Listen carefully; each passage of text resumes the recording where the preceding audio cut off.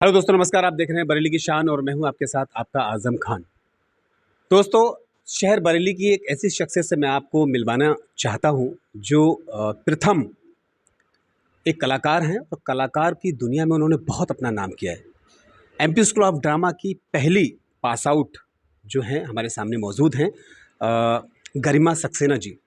तो गरिमा सक्सेना जी ने थिएटर अच्छा खासा किया है और उन्होंने थिएटर में अच्छा मुकाम हासिल किया है। तो चलिए मैं उनसे बातचीत करता हूँ और पूछता हूँ कैसे इस जो है लाइन में वो आई और किस तरीके की विधा पे वो वर्क कर रही हैं। गरिमा सक्सेना जी, आपका स्वागत है हमारे चैनल में। सबसे पहले तो मैं ये पूछना चाहता हूँ कि गरिमा जी, आपकी शुरुआत थिएटर में कैसे हुई? नॉर्मल सी शुरुआत थी, मतलब जैसे सभी लोग करते हैं, जो भी बच्चे एक्स्ट्रा करिकुलर एक्टिविटीज़ में स्कूल में पार्टिसिपेट करते हैं, वैसी ही मैं भी थी। स्कूल के सारे फंक्शंस और जितनी भी एक्स्ट्रा करिकुलर एक्टिविटीज़ होती थी उनमें पार्टिसिपेट करती थी और मुझे डांस का बहुत शौक़ था। मतलब मेरी बहुत एक नॉर्मल सी शुरुआत थी।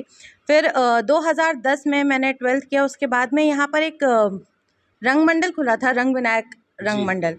तो उसके बारे में मुझे पता चला और मुझे उसके फॉर्म्स मिले। तब तक मुझे रियल थिएटर के बारे में कुछ भी नहीं पता था। मैंने उससे पहले डॉक्टर ब्रिजेश्वर सिंह सर जो हैं, वो यहाँ पे थिएटर फेस्टिवल कराते थे। उसमें से एक नाटक था औरंगज़ेब, शायद 2008 या 9 के आसपास आया था। और उस नाटक का मैंने बहुत बड़ा सा होर्डिंग कोहाड़ा पीर चौराहे पे मैंने देखा था। तो मैंने उसको देखा। उसमें बहुत बड़े बड़े एक्टर्स थे, ऑब्वियसली सारे दिल्ली बेस्ड एक्टर्स थे और बहुत ही मतलब रिनाउंड लोग थे उसमें। लेकिन तब तक भी मैं नहीं समझ पाती थी कि what is the real theatre. मैंने कहा ठीक है। फिर रंग विनायक आया, मैंने ऑडिशन दिया। ऑडिशन मेरा कुछ खास नहीं हुआ क्योंकि मुझे कुछ करना नहीं आता था। तो रंजीत कपूर सर आए थे, तो उन्होंने मुझसे पूछा कि आप क्या कर सकती हैं। तो मैंने कहा मैंने कुछ किया नहीं है नाटक के नाम पे, और तो मैं कुछ करके नहीं बता सकती कि मैं क्या कर सकती हूँ। बस ये है कि if you are willing to give me an opportunity, तो मैं उस अपॉर्चुनिटी को कोशिश करूँगी कि मैं उस अपॉर्चुनिटी के लिए आपको डिसअपॉइंट ना करूँ। और लकीली मेरा उसमें सिलेक्शन हो गया। फिर क्लासेस शुरू हुए, वर्कशॉप्स शुरू हुई। धीरे धीरे साइमल्टेनियसली मुझे पता चला कि एक्चुअल थिएटर में क्या होता है। फिर धीरे धीरे उसकी बेसिक्स, उसकी डिटेल्स में जाते रहे। पहला नाटक हम लोग का आई थिंक काफ़ी टाइम बाद हुआ था रंग विनायक में, रंजीत कपूर सर के डायरेक्शन में ही, आदर्श हिंदू होटल। गरिमा जी, मैं रंजीत कपूर साहब का जो जिक्र किया है आपने, तो मैं पूछना चाहूँगा कि रंजीत कपूर साहब का जो काम करने का एक तरीका है वो बिल्कुल ही अलग है। तो उनके साथ में आपने कितने दिनों की वर्कशॉप और कौन सा पहला नाटक और कितना ड्यूरेशन क्या था, उसके बारे में थोड़ा सा बताइएगा। रंग विनायक जब शुरू हुआ था, एक्चुअली वो जो पहली वर्कशॉप शुरू हुई थी वो रंजीत कपूर सर के डायरेक्शन में ही थी। और हम लोग का नाटक भी जल्दी ही होना था, but due to some climatic changes and conditions, मौसम बारिश का था, तो वो थोड़ा आगे आगे बढ़ता गया। रही बात काम करने की, जो पहला नाटक था, पहले मैं नाटक पे आती हूँ। जो पहला नाटक था उनके डायरेक्शन में, वो मेरे करियर का भी पहला ही नाटक था और उसका नाम था आदर्श हिंदू होटल। और मुझे बिल्कुल उम्मीद नहीं थी कि मुझे उस नाटक में कोई रोल भी मिलेगा, मतलब ऐसे कोई एंट्री एग्जिट जैसा भी कुछ मिल पाएगा। लेकिन भगवान का मुझ पे बहुत साथ रहा है और आशीर्वाद रहा है, और मुझे अच्छे लोग मिलते रहे हैं। तो मुझे उसमें जो मेन लीड थे उस नाटक के, हजारी ठाकुर नाम था उनका, उनकी बेटी का नाम था टेपी, उसका मुझे कैरेक्टर मिल गया। और I was very young at that time, I was just 17 years old। तो और रही बात उनके काम करने की, I mean Ranjit Kapoor sir theatre में, मतलब वो इतनी स्पेशल पर्सनालिटी है थिएटर की कि उनके जैसा आई डोंट थिंक कि कोई दोबारा होगा थिएटर में। उनका काम करने का तरीका, he is a writer, he is an actor, he is a director, he is a musician, he is a singer, all of them on a same time. और सबसे बड़ी बात ये है कि वो अपने एक्टर्स को छोड़ देते हैं कि निकालो, जो निकाल सकते हो निकालो। और लाइक देवराज अंकुर का जो स्टाइल है वर्क करवाने का, जैसे वो अपने आर्टिस्टों को खुला छोड़ देते, फ्रीलांस, बिल्कुल आप अपने स्तर से करिएगा, क्या कर सकते हो, ऐसा। हाँ। देवेंद्र अंकुर सर का और रंजीत कपूर सर के काम का ये है कि they are very detailed in their work. और वही डिटेलिंग वो एक्सपेक्ट करते हैं अपने एक्टर्स से।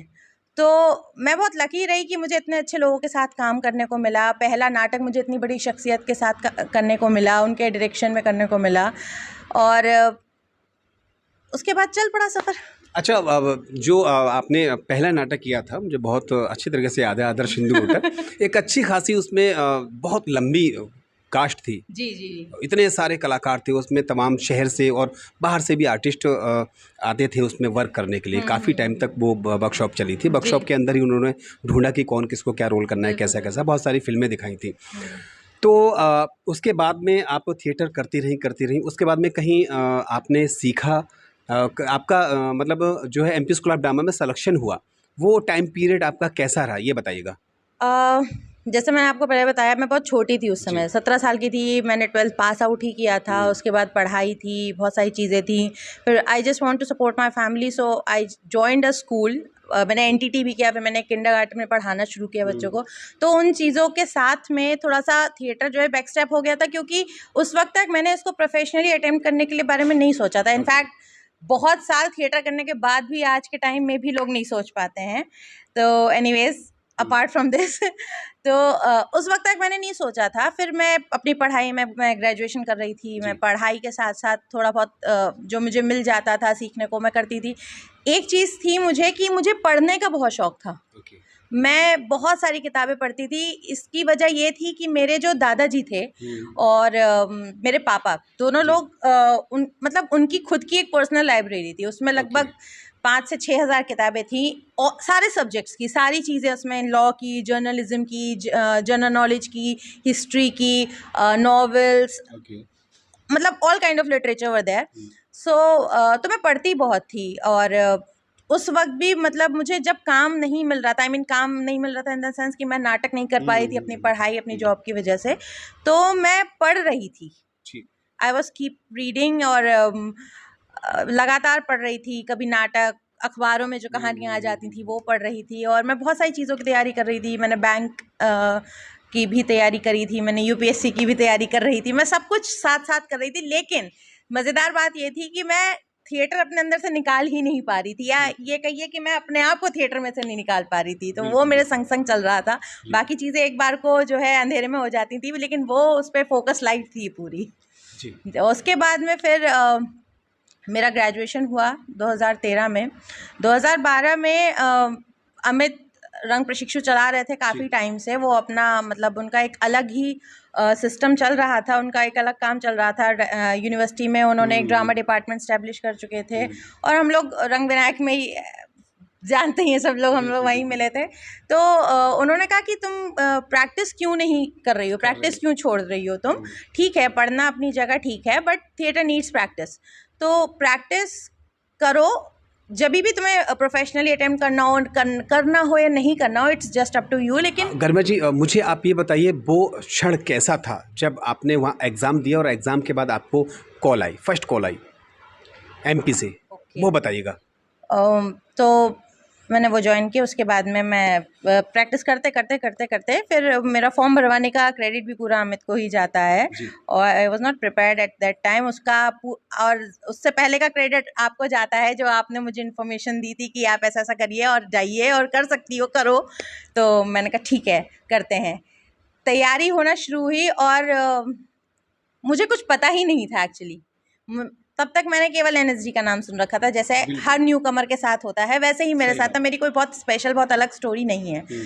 और तब तक क्योंकि कीड़ा चढ़ चुका था दिमाग में, तो घर से भी लानते मलानते मिलने लगी थी। ऊपर से लड़की हो तो क्या ही कहो, क्या करोगी, कैसे करोगी, हाँ, क्यों करना है, क्यों करना है, तमाम बातें। बिल्कुल। तो मैंने कहा ठीक है। फिर बहुत मनाया कि एग्ज़ाम दे लेने दो। मुझे पूरा यकीन था कि मेरा एडमिशन नहीं होगा। I was so sure about my self कि मेरा एडमिशन नहीं होगा। फिर तो मुझे लौट के घर ही आना है, मैंने तो जॉब ही करनी है, मैंने तो यही सब करना है, तो जाने दो, एग्ज़ाम देने दो मुझे। मैं पहला ऑडिशन जो था, मतलब 2 लेवल्स में इसकी वर्कशॉप, मतलब ऑडिशंस होते हैं किसी भी ड्रामा स्कूल के। पहला प्री वर्कशॉप होती है 2 या 3 दिन की, उसके बाद में फ़ाइनल जो सिलेक्टेड कैंडिडेट्स होते हैं वो फाइनल्स में जाते हैं। तो मैं भोपाल गई। भोपाल में मेरा वर्कशॉप था 2 दिन का, 28-29 मई का। मैं पापा के साथ गई अपने। मेरे पापा दिन भर बेचारे बाहर घूमते रहते थे और मैं अंदर एसी हॉल में बैठी रहती थी। और मुझे लगा कि वहाँ बहुत मतलब ऑब्वियसली वहाँ का ऑरा अलग ही होता है। जब आप अंदर घुसते हैं तो आपको लगता है यू आर ड्रेन्ड आउट, कुछ नहीं आता तुमको। स्टेज पे गई, जो आता था वो किया, पता नहीं क्या किया। मुझे आज भी मैं याद करने की, रिवाइव करने की कोशिश करती हूँ तो मुझे लगता है पता नहीं मैं क्या करके आई थी, आई डोंट नो। तो वो किया। उसके बाद में मैं जब सेकेंड डे जब वो वर्कशॉप खत्म हो गई, मैं वहाँ से लौट रही थी वाया दिल्ली। हम लोग आए थे दिल्ली से। जब मैं बरेली की ट्रेन में चढ़ी तो आई थिंक रामपुर के आसपास, मेरे पापा, उस वक्त मेरे पास फ़ोन नहीं हुआ करता था, तो मेरे पापा के नंबर पे भोपाल से कॉल आया जी। रामपुर के आसपास, आई थिंक रात के 9 साढ़े 9 बजे, जब बिल्कुल उम्मीद नहीं होती है कि आपके पास ऐसा कोई इन्फॉर्मेशन आएगा। और कॉल आया और पापा मुझसे एक सीट पीछे बैठे हुए थे और ये पता चल गया था मुझे कि भोपाल से कॉल आया है। अब मैं, पापा ने बात करके ठीक है ओके ठीक है हाँ जी मैं कर दूंगा, ऐसा कर दूंगा, ये होगा, इतनी नॉर्मल सी बात करके फ़ोन काट दिया। अब मैं पापा को पूछ रही हूँ कि पापा क्या हुआ क्यों, किसका फ़ोन था? भोपाल से। बोले किसी का नहीं। मैंने कहा पापा नहीं, भोपाल से फ़ोन था, आप कुछ छुपा रहे हो, बताओ मुझे क्या हुआ। नहीं हुआ मेरा सिलेक्शन। अब पापा ने मुझे नहीं बताया और मैं इतना ट्रॉमाटाइज हो गई कि मुझे, हालांकि मैं प्रिपेयर्ड थी कि मेरा नहीं होगा सिलेक्शन, लेकिन फिर भी कहीं मन में कहीं ना कहीं एक चमत्कार की उम्मीद थी, यार कहीं तो कुछ होता है, मतलब कि हो जाएगा, एटलीस्ट फाइनल वर्कशॉप तक मैं अप्रोच कर जाऊंगी। नहीं हुआ। अब वो मैं घर आ गई, 1-1.5 घंटे बाद मैं घर पहुंच गई, तब तक मैं खाना नहीं खाऊंगी, ये वो, मैं सो गई। अगले दिन जब मैं सुबह उठी तो पापा बैठे बड़ा मुस्कुराए थे, तो मैं उठी, मैं बस अपना डेली के जो काम थे वो निपटाई और बैठ गई जाकर। बोले तो मैं आज जाना नहीं है रिहर्सल पे? मैंने कहा नहीं मुझे नहीं जाना, जब सिलेक्शन ही नहीं हुआ तो अब जाकर मैं क्या करूँगी। तो बोले किसने कहा तुम्हें तुम्हारा सिलेक्शन नहीं हुआ? मैंने कहा कल तो फ़ोन आया था इसीलिए आया होगा। मैंने कहा क्या? मेरे पापा बोले मैंने कहा कि तुम्हारा सिलेक्शन नहीं हुआ। मैंने कहा तो आपने ये भी तो नहीं कहा कि मेरा हो गया। तो फाइनली मेरा सिलेक्शन हो गया था और मतलब that moment was one of the best moments in my life. उसके बाद फाइनल वर्कशॉप हुई। फाइनल वर्कशॉप में आई गॉट सिलेक्टेड। फिर मेरे पास 10-12 दिन के बाद ईमेल आया कि आपका ऐसा सिलेक्शन हो गया, आपको 5 से 6 दिन के अंदर ही आपको ज्वाइनिंग करना है। फिर मैंने फटाफट बिना सोचे समझे मैंने अपने जॉब से रिज़ाइन किया। मेरे बॉस ने कहा कि तुम्हें 10 दिन की सैलरी नहीं मिलेगी। मैंने कहा आप महीने भर की रख लो, मुझे नहीं चाहिए, जस्ट लेट मी गो। तो वो क्षण बहुत खुशी देने वाला था और यादगार पल है। अच्छा गरिमा जी, सिलेक्शन होने के बाद में आप फिर वापस आई। वापस आने के बाद में आप जो रंग प्रशिक्षु के साथ में वर्क आप कर रहे हो, जिस तरीके से इसकी नींव अमित जी ने डाली थी बरेली के अंदर, तो मैं ये पूछना चाहूँगा कि जो आजकल न्यू कमर आर्टिस्ट हैं या रंगकम करने के लिए जो बच्चे सोचते हैं या जो कर रहे हैं या सोच रहे हैं, उन बच्चों के लिए आप कौन सी कुछ पॉइंट्स देना चाहोगे इसमें कि कैसे जो है अपनी लाइफ को आगे बढ़ाना है और जो है अपना मुकाम हासिल करना है, ये थोड़ा सा बताइएगा। देखिए जैसे मैंने पहले भी बोला कि हर न्यू कमर को यही लगता है कि मैं डायलॉग याद करके एक्टर बन जाऊंगा और they don't know about the details, they don't know about the basics of theater or acting, nothing about that. तो प्रॉब्लम ये होती है उनके साथ में, उन्हें बहुत short, they need shortcuts to everything. उन्हें हर चीज़ के लिए शॉर्टकट चाहिए, तुरंत ही उन्हें रिजल्ट मिलना चाहिए। लेकिन आर्ट में ये पॉसिबल नहीं है। आर्ट क्या, इनफैक्ट किसी भी प्रोफेशन में ये पॉसिबल नहीं है। आप MBBS करते हो ना, डॉक्टर बनने के लिए आपको MBBS करना होता है, लेकिन क्या MBBS करके सिर्फ आप डॉक्टर बन सकते हैं? नेवर। फिर आप स्पेशलाइजेशन करेंगे, देन आपको सुपर स्पेशलाइजेशन की ज़रूरत पड़ेगी। फिर कहीं आप अपनी जो आप काम भी कर रहे होंगे, आपका जो एक तरीके से आपको इंस्टीट्यूशन वर्क भी कर रहा होगा, उसमें भी आप अपने काम को सेटल्ड वर्क नहीं कह सकते हैं। आप डॉक्टर के काम को भी प्रैक्टिस कहते हैं क्योंकि चीज़ें उसमें लगातार बदलती हैं। आप लॉयर के काम को प्रैक्टिस कहते हैं क्योंकि उसमें भी चीज़ें लगातार बदलती हैं। आप CA के काम को भी प्रैक्टिस कहते हैं, उसमें भी चीज़ें लगातार बदलती हैं। तो सेम इज़ थिएटर। थिएटर में भी चीज़ें लगातार बदलती हैं क्योंकि थिएटर इतना वास्ट है, इतना बड़ा है, मतलब एज पर द यूनिवर्स, जितना बड़ा ये ब्रह्मांड है उतना ही बड़ा थिएटर या आर्ट या कल्चर कह लीजिए आप। सब कुछ उसमें, आपको सब कुछ बांधना होता है और आप ब्रह्मांड को बांध नहीं सकते। सही बात। तो मेरा कहना यही है, नए जो नए बच्चे, जो नई पौध आ रही है, कि सबसे पहले तो शॉर्टकट्स अपनाना छोड़ देना चाहिए कि आपको जाना एक ट्रेनिंग के थ्रू ही पड़ेगा। क्योंकि आप समझिए कि एक्टर होना एक बहुत बड़ी जिम्मेदारी है। लोग हमें फॉलो करते हैं, बिल्कुल। हमें सबसे पहले उसके लिए सिविलियन होना पड़ता है। और सिविलियन होना आई मीन आपको जो कॉन्स्टिट्यूशन है आपका, जो आपका कल्चर है, वो अपने अंदर आपको हर वक्त लेकर के साथ में चलना पड़ता है। तो आप समझ सकते हैं। और सबसे बड़ी चीज़ ये है कि अगर आपको एक्टर बनना है, अगर आपको कोई इसको प्रोफेशनली अडॉप्ट करना है, all you need is just to be very committed to it. बिल्कुल गरिमा जी, बहुत अच्छी आपने बात बताई है। जो न्यू कमर आर्टिस्ट सीखना चाहते हैं, करना चाहते हैं, इस लाइन में अपना मुकाम हासिल करना चाहते हैं, उनके लिए बहुत अच्छी बात बताई। और लास्ट में आपसे पूछना चाहता हूँ कि अब आगे की आपकी प्रिपरेशन क्या है? मतलब आजकल आप कौन से प्ले की तैयारी कर रहे हो? क्या आपका कुछ होने वाला है? जिस तरीके से जैसे आपका हर साल थिएटर फेस्टिवल होता है, उसके बारे में थोड़ा सा बताइए, क्या चल रहा है आजकल? रंग प्रशिक्षु के बारे में तो आप जानते ही हैं। और मतलब ऑल ओवर इंडिया लेवल पे हम लोग बहुत काम कर रहे हैं, लगातार काम कर रहे हैं। हम लोग की ज़्यादा कोशिश ये रहती है कि हम लोग नए नए बच्चों को ट्रेन कर पाए, बेसिकली उन्हें थिएटर वाला ही बना पाएँ और या प्रोफेशनल एक्टर ही बना पाएँ, क्योंकि हम लोग बहुत प्रोफेशनली काम करते हैं और वैसे ही हमारे स्टूडेंट्स भी हैं। दूसरा, हम लोग हर साल एक थिएटर फेस्टिवल करते हैं। अभी पिछले बीते 2 सालों से क्योंकि कोविड की वजह से हाँ नहीं हो पाया होगा, वो रुका हुआ था, नहीं हो पाया था। इनफैक्ट हम लोगों ने जब ये कोविड का थोड़ा प्रोटोकॉल से जब निकल करके चीज़ें शुरू हो, गैदरिंग्स शुरू हो गई थी, तो हम लोगों ने उसमें भी थोड़ा थोड़ा काम करने की कोशिश की थी और जो हम लोग बहुत सक्सेसफुली कर पाए भगवान की दया से। और अब अभी हम लोगों ने मई में एक 3 दिन का कॉमेडी थिएटर फेस्टिवल किया था।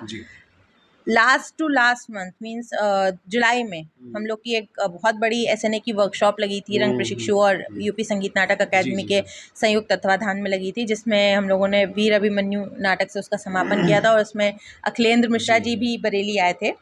तो हम लोग का काम वही, मैंने जैसे कहा कि कमिटमेंट तो है ही है। दूसरा सबसे ज़रूरी एलिमेंट जो है वो है कंसिस्टेंसी। आपको कंसिस्टेंट रहना बहुत ज़रूरी है, चाहे as a group, as an actor, as an individual, आपको कंसिस्टेंट रहना बहुत ज़रूरी है। ये करके काम नहीं चलता है कि आज कर लिया फिर कल को छोड़ दिया, ऐसा नहीं चलता है। वो इस लाइन में क्या, किसी भी लाइन में नहीं चलता है। आपको कंसिस्टेंट होना बहुत ज़रूरी है। अच्छा गरिमा जी, बरेली की शान के बारे में आप क्या कहना चाहेंगे? ये बहुत ही अच्छा इनिशिएटिव है एक्चुअली। आज़म दादा कहूँगी मैं आपको, आप सीनियर हैं मेरे। और बहुत ही अच्छा इनिशिएटिव है, क्योंकि बहुत ज़रूरी है। हम लोग हर वक्त हर किसी से अपनी बात नहीं शेयर कर सकते और हर वक्त कोई सुनने के लिए नहीं बैठा है।